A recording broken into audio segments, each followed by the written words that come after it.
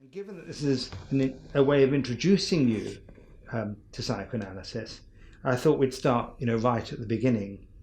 And what I was thinking of was, I'd like you to imagine that you were at a dinner party and you just started attending a course on psychoanalysis, and someone asked you what it was, someone who'd never heard of it.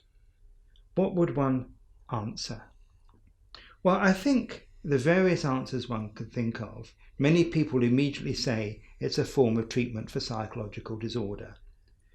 But also one needs to think of the ways in which Freud defined it, which still remain a good example of the breadth and depth of his subject. For it is a body of knowledge of mind, a research method, and a way of treating psychological problems.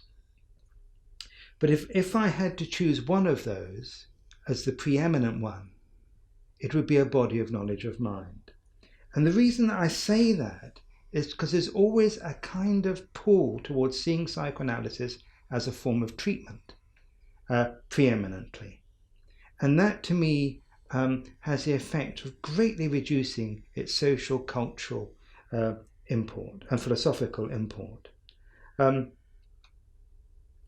This is because, for example, if you reduce it to only being a treatment, then you start comparing it to other treatments, such as medication or various other forms of psychological treatment.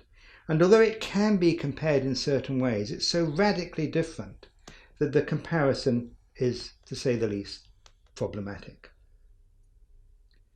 I mentioned that psychoanalysis is also a research method, because one could say that Freud discovered the unconscious in a particular way, which I will come to, because that in itself it's not true that he quite discovered it.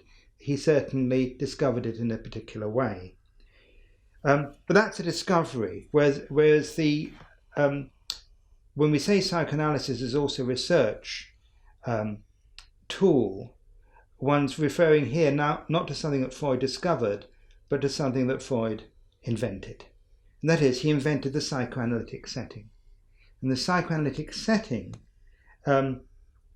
is a setting which provides access to an understanding of levels of human experience which are not normally available when the human being is, so to speak, in a natural habitat. Maybe somewhat like a laboratory technician arranges a special context and environment, somewhat artificial, in order to be able to observe aspects of a plant or an animal which you can't see easily in the natural habitat. So psychoanalysis invented this particular setting so that things become available which aren't normally available in this way.